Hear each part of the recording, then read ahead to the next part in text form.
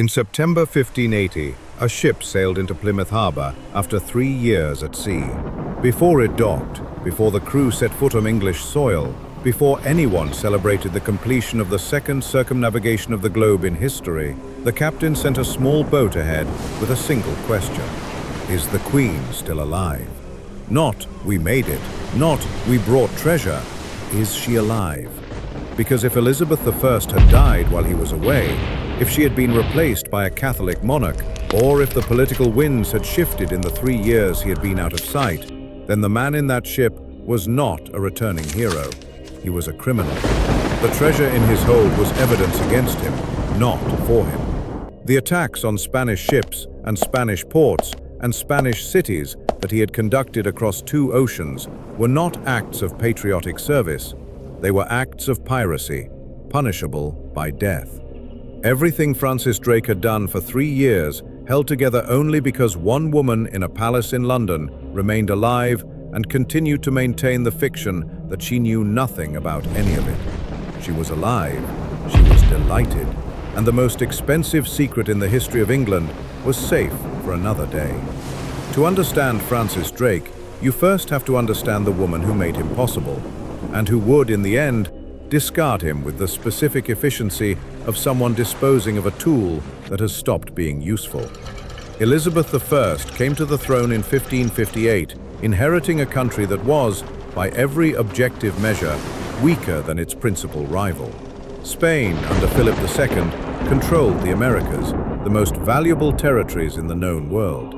Spanish silver from the mines of Mexico and Peru funded the most powerful military in Europe. The Spanish navy was larger, the Spanish army was larger, and the Pope had declared Elizabeth illegitimate and her reign heretical. She was, from Madrid's perspective, not a queen, but a problem. A direct military confrontation with Spain was simply not an option England could afford. What she could do, and what she did with considerable sophistication, was find men who would fight Spain for her without requiring her to fight Spain herself. The mechanism was simple in concept and devastatingly effective in practice. A private individual, a sea captain, a gentleman adventurer, would attack Spanish vessels and Spanish colonial possessions. The Crown would receive a share of the proceeds, typically between a third and a half. The Crown would provide neither a formal commission nor any official acknowledgement. If the operation succeeded, the Crown would collect its share quietly and deny everything publicly. If it failed, the Crown would condemn the action, perhaps arrest the perpetrator, perhaps not, and wait for the next opportunity.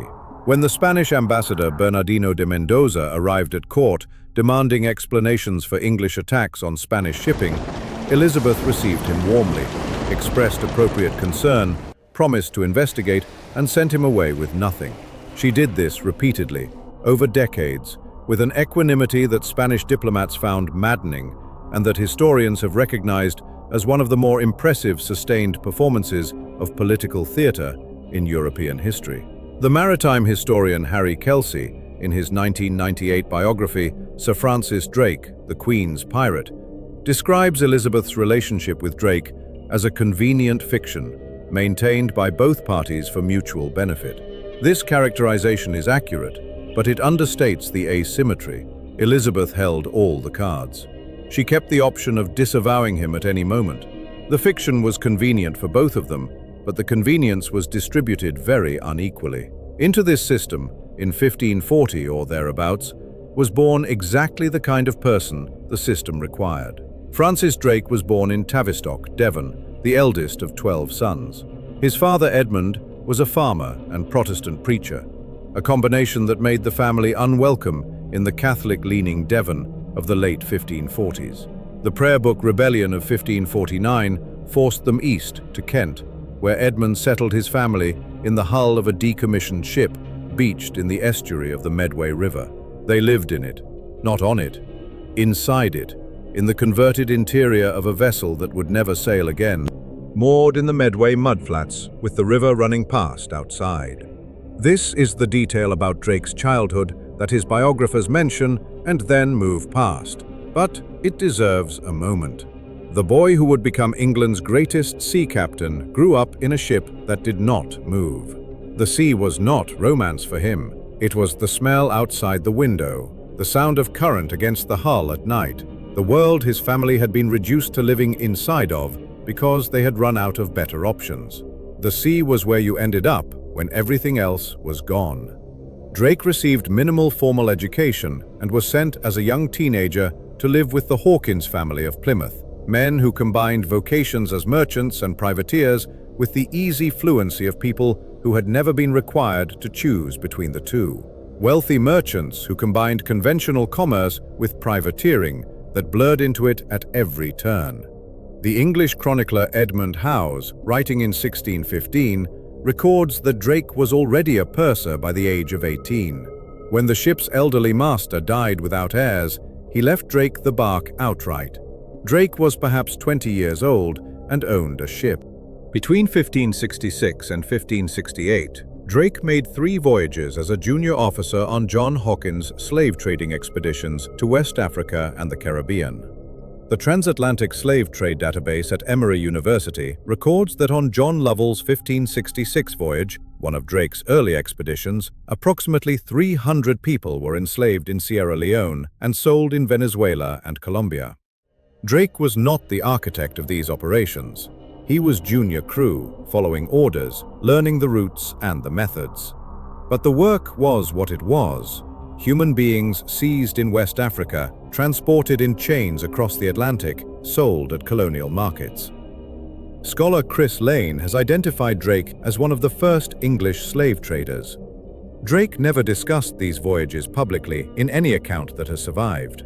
His admirers spent centuries discussing them as little as possible, a collective editorial decision sustained across 400 years of biography, monument, and national myth. The legend of Drake was built, from the beginning, on a careful selection of which parts of the same life to illuminate and which to keep in shadow. The selection was made by people with an interest in maintaining a particular version of the story. It was not made by accident. What those voyages gave him was an education in how the system worked. He watched John Hawkins manage the Queen's investment, handle the diplomatic friction, present a criminal enterprise to the court as national service. Drake was a quick student. What he needed was the specific motivation that would transform a skilled sailor into something the Queen could use at scale. He was about to get it. In October 1568, John Hawkins' fleet of 6 ships was sheltering in the port of San Juan de Ulua off the coast of Veracruz, Mexico. They had completed their 3rd slave trading voyage and needed repairs. The port was Spanish colonial territory, where English ships had no right to be. But Hawkins had negotiated a temporary arrangement with local authorities. The English would use the facilities, pay fair prices, and leave without incident. On the 2nd day, the annual fleet from Spain arrived in the harbor entrance, carrying the new Viceroy of New Spain, Don Martín Enríquez de Almanza, representing the full authority of the Spanish crown and considerably displeased to find English ships without authorization. The existing arrangement was explained. He appeared to accept it. On the morning of September 23, 1568, he broke it. Spanish soldiers smuggled aboard merchant vessels during the night, emerged at a prearranged signal, and attacked the English fleet simultaneously. 4 of the 6 ships were destroyed or captured, including the Jesus of Lubeck, a vessel loaned by Queen Elizabeth herself. In the holds of the captured ships were 45 Africans, still in chains, not yet sold. John Hawkins' subsequent insurance claim to the Admiralty Court in London itemized them at £9,120, more than the combined value of all 4 lost ships. The Jesus of Lubeck was listed at £5,000. The human beings in the hold were worth almost twice as much, in the arithmetic of the claim, as the royal vessel that had carried them. 2 ships escaped. Hawkins commanded one, Drake commanded the other, the Judith, and his departure became the most contested act of his career. Hawkins wrote later, with a bitterness that age did not soften, that Drake had forsook us in our great misery. Drake reached England first. Hawkins arrived later, having narrowly survived. Drake came home to a country in no position to demand restitution because the operation itself had been conducted without official authorization, and demanding accountability would have required acknowledging what the operation was. He came home with something more durable than financial loss. He understood, with the specific clarity of a man who has just watched the consequences of informal arrangements, that Elizabeth I would absorb the loss of the Jesus of Lubeck, accept the diplomatic humiliation, and continue smiling at the Spanish ambassador. She would do this because the alternative was worse. She would wait. And she would, when the moment was right, send someone back. He also understood that he was the someone she would send. The question was whether the terms of the next arrangement would be the same as the last one, or whether a man who had just been left holding the consequences of someone else's careful deniability would negotiate better ones. The answer was, the terms would be the same. The Queen had absorbed the loss of her own ship without demanding accountability. She had demonstrated, with the Jesus of Lubeck, exactly how far her official ignorance extended and exactly how much damage it was capable of covering. Drake filed that demonstration away. He would not forget it. In 1572, he would use it. In May 1572, Drake left Plymouth with 2 small ships and 73 men. No royal commission, no official authorization. Nothing on paper connecting the Queen of England to what was about to happen on the Isthmus of Panama. He had been preparing since San Juan de Ulua, 2 reconnaissance voyages in 1570 and 1571, under the pretense of trading, building detailed intelligence on the Spanish mule train routes, the garrison strengths, the harbor approaches. His target was Nombre de Dios, where the silver of Peru arrived from the Pacific before loading onto the Atlantic fleet. He attacked it in July 1572. The assault broke through the Spanish defenses before dawn. Drake's forces reached the main treasury building. Inside was a pile of silver bars that stretched across the floor from wall to wall. Drake reached the door. A gunshot wound to the leg, taken during the approach, had been bleeding throughout the assault. He had not mentioned it to his men. By the time they reached the treasury, he had lost enough blood that he lost consciousness. His men caught him as he fell. They looked at the treasury. They looked at their captain, unconscious on the ground. They carried him back to the ships. He woke to the news that they had retreated, that the silver was still in the building, that the entire operation had stopped 10 feet from its objective. He did not go home. He stayed on the Panamanian coast for 11 months, and during those months he made a connection that would define everything that came after. The Cimarrons were communities of Africans who had escaped from Spanish slavery and built their lives in the Panamanian interior. They knew the mule train routes, the garrison patterns, the jungle paths the Spanish could not follow. Their leader, a man named Pedro, calculated that an English privateer with ships and gunpowder served Cimarron purposes as much as they served his. Drake had participated in the African slave trade. The men now guiding him through the jungle were the survivors of that same trade, or their children, people whose freedom had been purchased at the cost of everything they had built before their capture. The alliance between them was practical on both sides and morally complex in ways that neither party had reason to examine too carefully at the time. Drake presented Pedro with a gold-encrusted scimitar upon departure. He never mentioned the Cimarrons publicly in England, never credited them in the accounts of the Panama raids that circulated in London, never drew attention to the fact that the operation that made his name had been made possible by the men his industry had enslaved. This omission was not accidental. It was the same editorial instinct that had already been applied to the slave voyages themselves. Useful facts were presented, inconvenient ones were managed. In February 1573, the combined force ambushed a Spanish mule train. 15 tons of silver had to be buried. They could not carry it all. Drake returned to England with at least £20,000 in treasure. By 1577, Elizabeth was ready for something more ambitious. The Pacific was Spain's private ocean. No non-Spanish vessel had entered it since Magellan, and the entire west coast of South America was undefended because no one had imagined an attack from that direction. Drake and Elizabeth met privately before he sailed. The meeting was not recorded in any surviving document. This was not accidental. What emerged was an expedition backed by the Queen's personal investment, the investment of several senior court figures, and the understanding that Drake would attack Spanish shipping in the Pacific and bring home whatever he could carry. He left Plymouth on December 13, 1577, with 5 ships and 164 men. He told his crew they were sailing to Egypt. He maintained this fiction until the fleet had passed the Mediterranean and was heading south toward the Atlantic crossing, at which point he revealed the actual destination. The men who objected at this point were objecting several thousand miles from the nearest English port.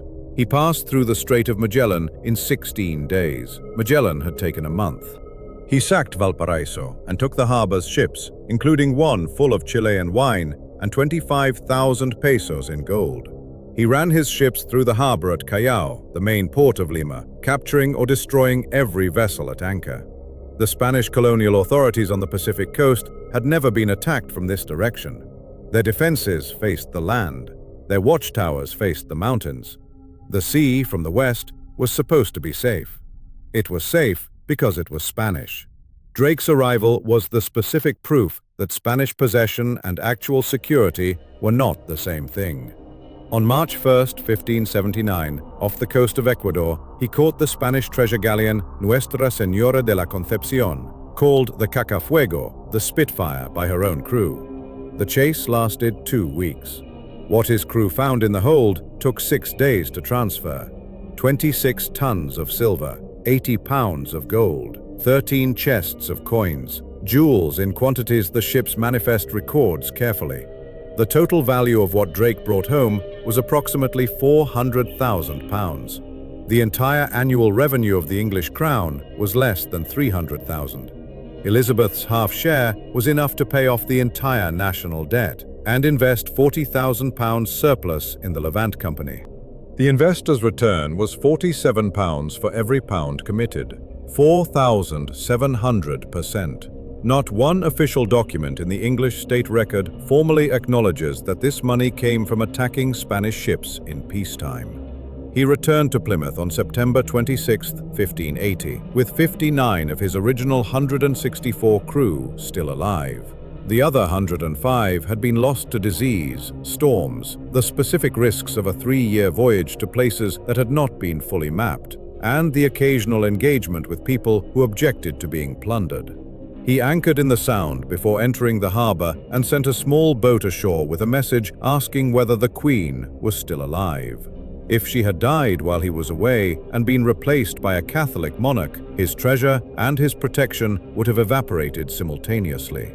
He waited in the harbor entrance until the answer came back. She was alive, and she was delighted.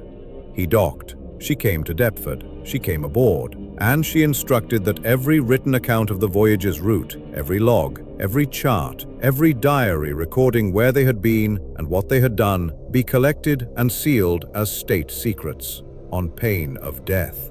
Not to protect Drake, to protect herself. The treasure was welcome. The record of how it was acquired was a diplomatic liability. The Queen took the gold and locked away the evidence with the efficiency of someone who has had a great deal of practice at this particular transaction. Drake understood. He was the instrument. She was the hand that held it. And the hand, when examined afterward, would be entirely clean. On April 4, 1581, Queen Elizabeth I came to Deptford and boarded the Golden Hind.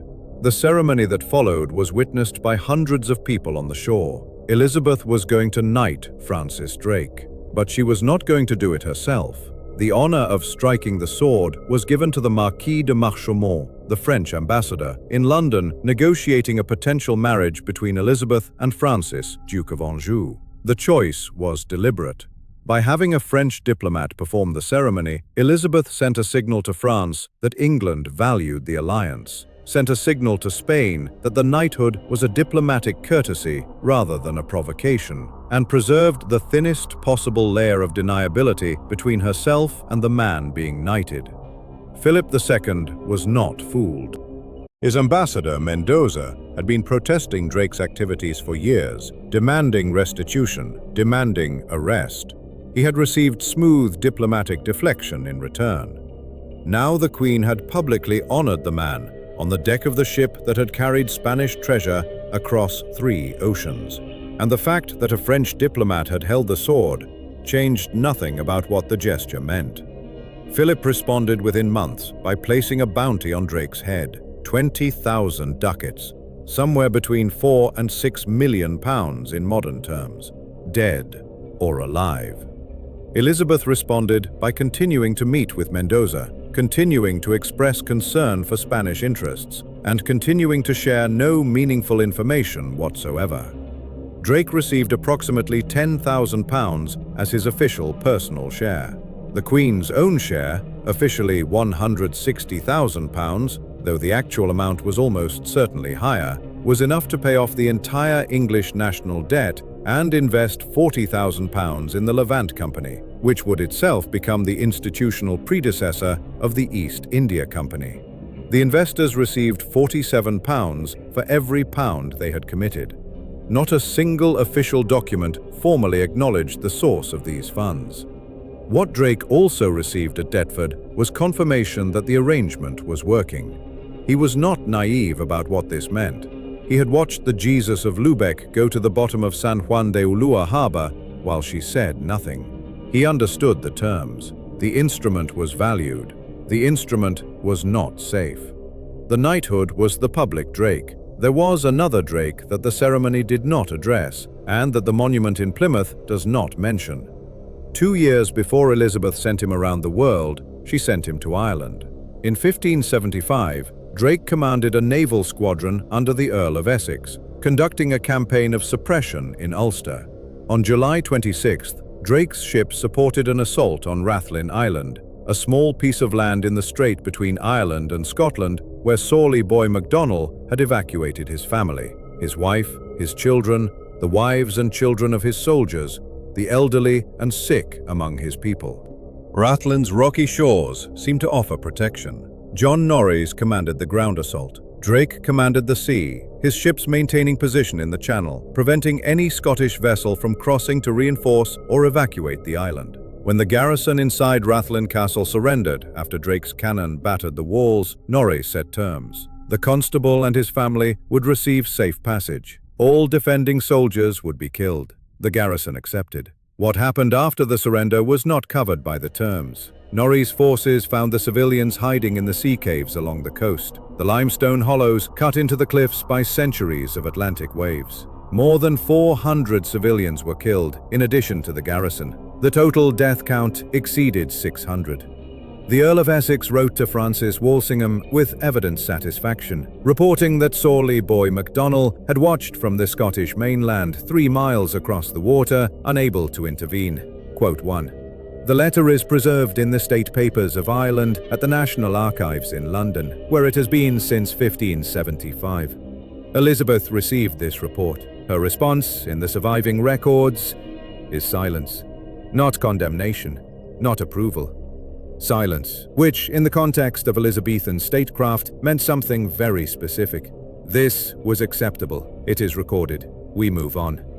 Drake's role was the naval blockade. He prevented rescue. He held the sea while the caves were entered. Whether the distinction between the man who blocked the escape route and the man who went into the caves is a meaningful moral distinction, or whether it is the same distinction Elizabeth maintained between herself and the plundering she funded, is a question the record does not resolve. What the record does preserve is that both Rathlin and the Golden Hind were in service to the same crown, by the same man, within 2 years of each other. The Queen knew about both. She said nothing about either that the surviving records preserve. Drake understood. He was the instrument. The instrument did not choose its uses. It was held, pointed, and, when the occasion required, denied. The Armada of 1588 made Drake's reputation permanent. He was second in command of the English fleet under Lord Howard of Effingham, and his role in the campaign, including the famous fireships sent into the Spanish formation at Carvelin, which scattered the Armada and prevented the landing it had been designed to support, was celebrated throughout England and Protestant Europe as a divine judgment on Catholic imperial ambition. The story of him calmly finishing a game of bowls on Plymouth Hoe before condescending to deal with the Spanish fleet was almost certainly invented. It first appeared in print 37 years after the fact, but it captured the Elizabethan ideal of cool confidence under pressure so perfectly that truth was beside the point. A year before the Armada, his raid on Cadiz had destroyed 37 ships being prepared for the invasion, what he called singeing the King of Spain's beard, delaying the Armada by approximately a year and giving England the time to prepare defenses that proved sufficient. He was 50 years old. He had spent 30 years in service to a crown that acknowledged that service selectively, and in a single year, the arrangement demonstrated with complete clarity how it had always been structured. The year was 1589. Elizabeth authorized the Drake-Norreys expedition, 150 ships, 20,000 men, funded by a consortium including the Queen personally. The objectives? Destroy the surviving Armada remnants in Spanish ports, install a Portuguese pretender on the Spanish throne, seize the Azores. On paper, the logical completion of what the Armada's defeat had begun. The expedition was a catastrophe. The Spanish had learned from the Armada and reinforced their ports specifically for an English counterattack. The fleet failed to destroy the ships in harbor. The Portuguese population, expected to welcome the pretender, welcomed no one. The Azores operation was abandoned. Between 8,000 and 12,000 men died, most from disease. The Queen lost her investment and her reputation for strategic infallibility. She withdrew Drake's command. Not formally, not with a specific charge. There was no single decision that could be identified as his personal failure, but the commissions stopped coming. The access to court became irregular, then rare. He was not imprisoned. He was simply no longer useful to her in the way he had been. And the arrangement that had worked for 30 years worked in this direction too. When it was convenient to employ him, she did. When it was not, she did not, and he had no standing to demand otherwise. He went to Plymouth. He served as mayor. He built an aqueduct that carried water from Dartmoor to the city, a project that would serve Plymouth's population for nearly 300 years. He sat in Parliament. He managed his estates. He was, by every external measure, a retired gentleman of substance. He was 50 years old. He had been replaced. In 1595, the Queen decided she needed him again. He sailed with John Hawkins, the man who had written after San Juan de Ulua that Drake had forsaken him in their great misery. They were both old. Hawkins was 62 or 63, Drake in his mid-50s. They had been in the same maritime world for 30 years and had never quite resolved what had happened in that Mexican harbor. Now they were joint commanders of a fleet, sharing authority that neither of them was accustomed to sharing, pursuing objectives that the Spanish had been preparing to defend specifically because of what Drake's methods had taught them about their own vulnerabilities. Hawkins died at sea off Puerto Rico on November 12, 1595. He was sick before he sailed. Observers had noted it in Plymouth, and the voyage completed what the illness had begun. Drake arranged the burial, noted it in the ship's log, and pressed on. The defenses had been rebuilt specifically to stop his methods. He was fighting against an architecture of resistance that he had himself created by attacking, Spain having learned everything about its vulnerabilities from the way he had exploited them. In January 1596, he fell ill. Dysentery off the coast of Panama, within sight of the same stretch of coastline where he had made his first great raid in 1572, where he had climbed a jungle tree with Pedro of the Cimarrons and seen the Pacific for the first time and sworn to sail it. On January 28, 1596, he put on his full suit of armor. The record does not explain why. He died before morning. His officers placed him in a lead coffin and committed him to the sea off Portobello, Panama. The Queen, when news of his death reached England, did not mention it in a single surviving official document. Her secretary noted the fact. The Queen was silent, as she had always been silent, as the arrangement had always required. The lead coffin has not been found. Divers have been searching for it off the coast of Portobello for 400 years. He is, in the most literal possible sense, still out there somewhere. The drum he carried throughout his voyages is at Buckland Abbey in Devon, now managed by the National Trust. The legend holds that if England is ever in mortal danger, the drum will beat of its own accord, summoning Drake back from wherever the sea has kept him. During the evacuation of Dunkirk in 1940, several people at Buckland Abbey reported hearing drumming that had no natural source. The drum is still there. Whatever it means, collective imagination under extreme national stress, or something else entirely. It says something about what England needed Francis Drake to represent, and what it needed him to keep representing long after his death. The statue in Plymouth, erected in 1884, shows him with one hand on a globe. In June 2020, when the statue of the slave trader Edward Colston was pulled into Bristol Harbour by protesters, Drake's statue became briefly the subject of debate. Plymouth City Council announced it would remain. A new plaque was added, acknowledging his involvement in the slave trade. The monument stayed. The complexity went onto the plaque. Elizabeth I outlived Drake by 7 years. She died in March 1603, having never once, in any document that survives, formally acknowledged what Francis Drake was, what he did, or what she received for it. The official history of her reign contained an English hero who circumnavigated the globe, a decisive naval victory over Spain, and a treasury enriched by means not examined too closely. The unofficial history contained the arrangement, the Pacific raids, the sealed accounts, the gold that paid off the national debt, and the Queen who had ordered the records destroyed. The consequences extended far beyond Drake's career.